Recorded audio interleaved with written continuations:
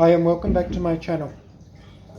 I have removed the 3-thread holder from underneath the LTG in order to make the instruction video easier. What you'll find is the 3-thread cones at the bottom and the tension sets above, and then the U-shaped tension springs below that. In the middle you'll find the L-shaped arm which holds the 2 tension discs from spinning. You need to open the 2 tension discs in order to find the hole which is in the rod between the 2 tension discs. Once you can get your threading wire through there, it isn't easy, but what this does is stops the thread being able to slip out of the tension discs while you work. Now you can see there I've got the threading wire coming through. The wire must come through on this side, which will be the inside between the discs.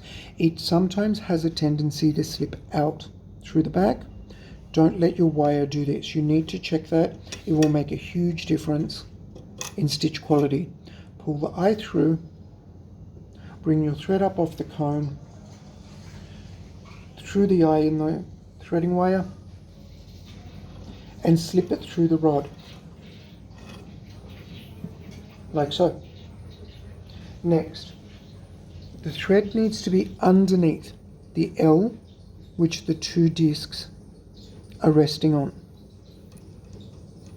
So there's a cutout in the discs that sit on the L. That stops them from spinning. Now you'll need to come down underneath the wire, the threading, the U-shaped tension spring, underneath this wire part here, and pull upward.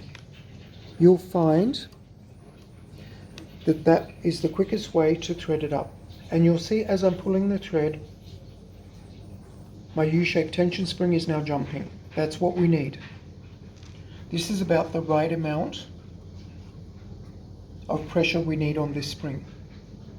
It is adjustable if you need more or less pressure. Then if you threaded up your machine, your threading wire will come through the center here. Again, thread it up and pull it up through the machine. Remembering to check nothing gets tangled when you do so. Enjoy.